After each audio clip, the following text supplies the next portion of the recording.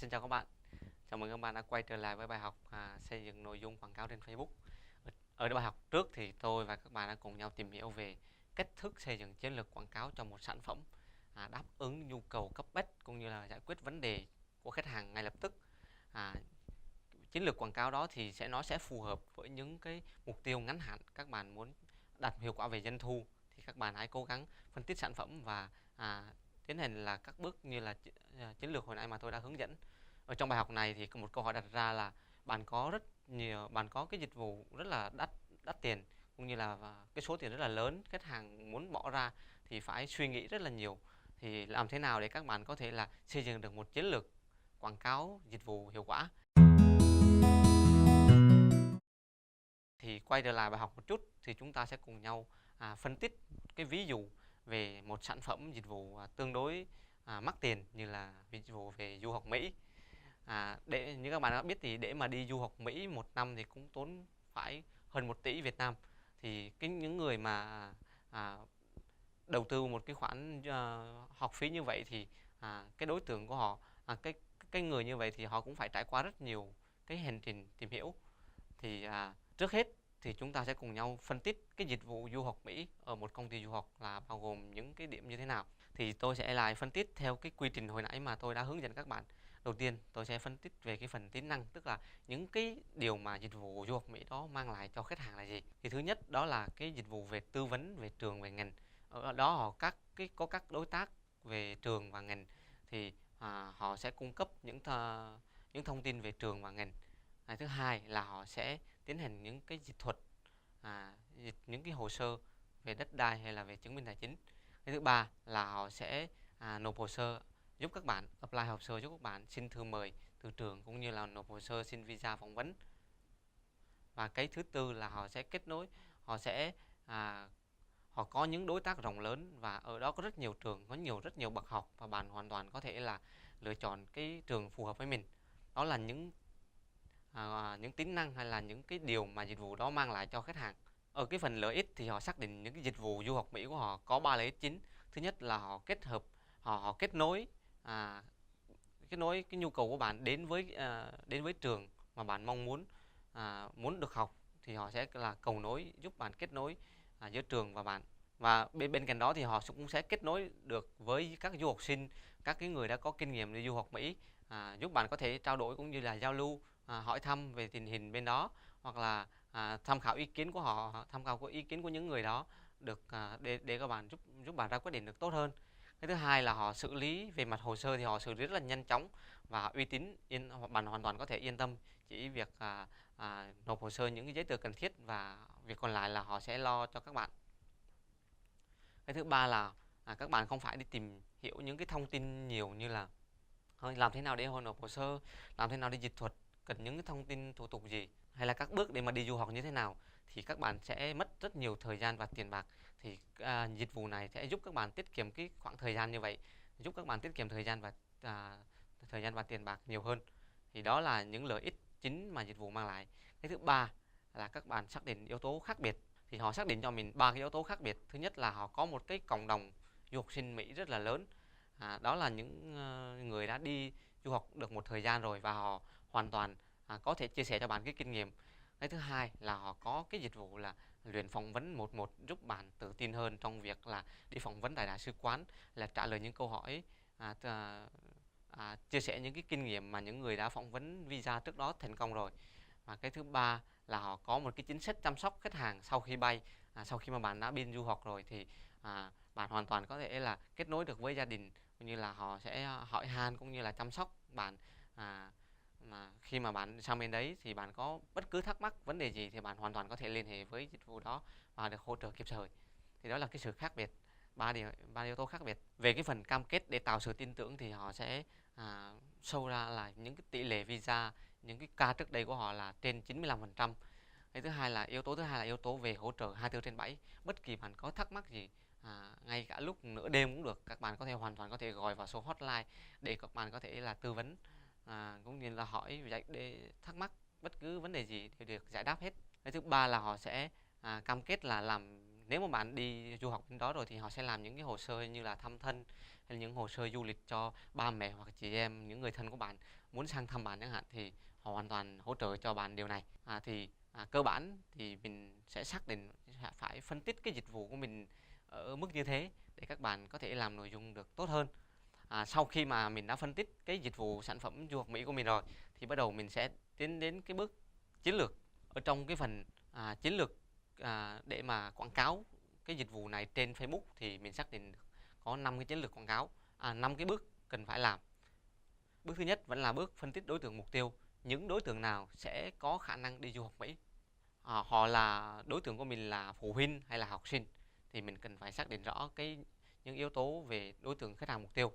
Bước thứ hai, mình sẽ phải phân tích cái hành trình khách hàng theo 3 giai đoạn như mình đã chia sẻ trong bài học trước, là giai đoạn nhận thức, giai đoạn xem xét và giai đoạn quyết định. Thì đó là mình phải phân tích được 3 giai đoạn của hành trình khách hàng.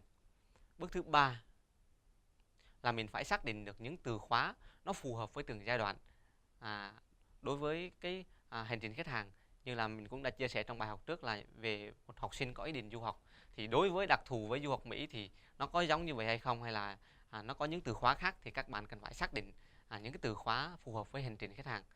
Bước thứ tư là mình phải thực hành viết nội dung, thực hành làm những nội dung theo từng giai đoạn đó, từng cái nhóm từ khóa đó mình sẽ tiến hành làm nhiều nội dung khác nhau phù hợp với từng giai đoạn, phù hợp với từng hành trình khách hàng. Và cuối cùng là mình sẽ thử nhiều định dạng khác nhau, mình phải làm nhiều hình thức quảng cáo, nhiều hình thức nội dung khác nhau để mình kiểm tra xem là cái đối tượng đó nó thích cái thể loại nội dung gì. Thì trên đây là 5 bước cơ bản để các bạn quảng cáo, là thực hiện chiến dịch quảng cáo một sản phẩm dịch vụ cao cấp ở trên Facebook. Thì mình sẽ ví dụ cho các bạn một cái chiến lược quảng cáo về du học Mỹ của cái công ty này. Thì đầu tiên các bạn có thể thấy ở trong cái hình này, ở trong giai đoạn nhận thức thì mình sẽ sử dụng hai cái hình thức quảng cáo là bài viết và nhận thức doanh nghiệp. Đây là hai cái thể loại quảng cáo mà Facebook đề xuất trong giai đoạn nhận thức. Thì ở trong bài viết thì thông qua cái hành trình khách hàng mà mình đã phân tích ở những bài học trước, đối với đối tượng này thì mình sẽ phải làm nội dung quảng cáo như là học bổng này, học bổng ở các cái trường ở Mỹ trong năm 2017 là gì, hay là chi phí du học Mỹ tất tần tật là bao nhiêu tiền, hay là các ngành mà được học nhiều tại Mỹ và các ngành mà dễ kiếm việc làm và dễ định cư ở Mỹ. Thì mình sẽ làm ra những nội dung về bài viết như vậy để cho người ta đang có muốn tìm hiểu về du học Mỹ thì có thể tìm hiểu qua những cái bài này. Cái thứ hai là mình sẽ chạy một cái bài quảng cáo về nhận thức doanh nghiệp, là khẳng định là công ty ABC đó, công ty Inet đó là có dịch vụ du học uy tín. Thì mình sẽ chạy hình thức thứ hai, quảng cáo thứ hai. Thì sau khi mà trong giai đoạn nhận thức này mình sẽ sử dụng kỹ thuật là tạo đối tượng tùy chỉnh để mình lưu giữ những cái người mà đã đọc những cái bài này, đã xem những bài này vào một cái file, và mình sẽ sử dụng nó ở những giai đoạn tiếp theo, đó là giai đoạn về xem xét và khám phá. Ở trong giai đoạn xem xét và khám phá thì mình sẽ sử dụng 4 cái hình thức quảng cáo. Thứ nhất là hình thức quảng cáo về website, hình thức thứ hai là quảng cáo về video, hình thức thứ ba là quảng cáo sự kiện, hình thức thứ tư là hình thức quảng cáo về lead, tạo lead. Thì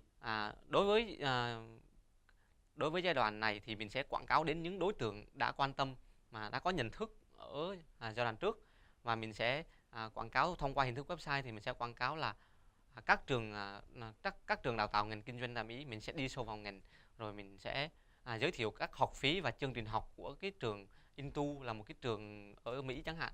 Mình sẽ đi sâu chi tiết hơn. Cái thứ ba là mình sẽ chạy các cái video về giới thiệu tập đoàn Intu, hoặc là mình chạy video nói về du học sinh Mỹ, chia sẻ những kinh nghiệm học tập tại Mỹ chẳng hạn. Hoặc là mình sẽ chạy những cái video về giới thiệu về các trường cao đẳng cộng đồng, mình sẽ đi sâu hơn, chi tiết hơn. Ở trong phần sự kiện thì mình có thể là chạy quảng cáo hai cái bài là là hội thảo du học Mỹ, tìm hiểu các trường tất tần tật thông tin về hội thảo du học Mỹ. Mình sẽ tổ chức một cái hội thảo và mình sẽ chạy quảng cáo sự kiện. Cái thứ hai là mình sẽ tổ chức một cái sự kiện livestream về tư vấn du học Mỹ trực tiếp. Thì mình sẽ chạy hình thức quảng cáo sự kiện này để mọi người có thể là ai muốn là tìm hiểu về Mỹ hơn thì có thể tham gia cái buổi livestream này để hỏi đáp trực tiếp. Về thứ ba là mình sẽ mình sẽ rút ngắn thời gian. Cách là mình muốn tạo một cái form đăng ký cho mọi người, là bạn nào muốn quan tâm về du học Mỹ thì có thể đăng ký tư vấn luôn.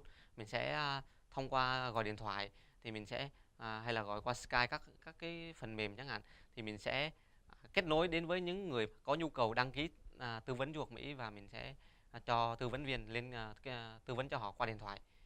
Thì đó là 4 cái hình thức trong giai đoạn thứ hai các bạn có thể tận dụng. Và ở trong giai đoạn thứ ba là giai đoạn về quyết định, thì mình sẽ tận dụng hai cái hình thức, đó là hình thức chuyển đổi trang web và hình thức thu hút nhận ưu đãi. Ở trong hình thức chuyển đổi trang web thì mình sẽ tiếp tục chạy một cái form đăng ký cho những người ở giai đoạn thứ hai. Họ đang tìm hiểu sâu rồi, nhưng mà bây giờ họ muốn tư vấn chẳng hạn, thì mình sẽ chạy một cái form đăng ký để những người đó có thể đăng ký được, và mình có thể tư vấn được cho họ. Cái thứ hai là mình sẽ thuyết phục họ thêm một lần nữa bằng cách mình chạy những cái đoạn video về khách hàng sử dụng cái dịch vụ du học Mỹ bên công ty iNet chẳng hạn. Thì sau đó thì họ có thể thấy tăng thêm cái phần niềm tin để họ có thể là đăng ký để lại thông tin. Và ở trong phần thu hút nhận ưu đãi thì mình sẽ chạy một cái chiến dịch như là sắp Tết, thì mình sẽ chạy chiến dịch là ai là người vào ký hợp đồng hay là xong đất đầu năm, thì mình sẽ khuyến mãi một cái gì đó, tặng vé máy bay hay gì đó. Thì đó là cái dạng thu hút nhận ưu đãi. Thì các bạn có thể thấy, cũng qua ví dụ này các bạn cũng hình dung được sơ sơ để mà quảng cáo một cái dịch vụ du học Mỹ như thế nào trên Facebook. Thì ngay bây giờ thì các bạn hãy lấy công cụ Mind Map ra và lập cho mình một cái kế hoạch chiến lược nội dung quảng cáo, để các bạn phải xác định được cái nhóm nội dung để mình có thể thực hiện và tiếp tục thực hiện ở những bài sau. Và mình sẽ làm những cái nội dung theo cái kế hoạch này, và chúng ta sẽ tiến hành đo lường cũng như là cải thiện, nâng cấp tối ưu những cái chủ đề này để cho cái doanh thu của các bạn được tốt hơn. Hẹn gặp các bạn ở bài học tiếp theo.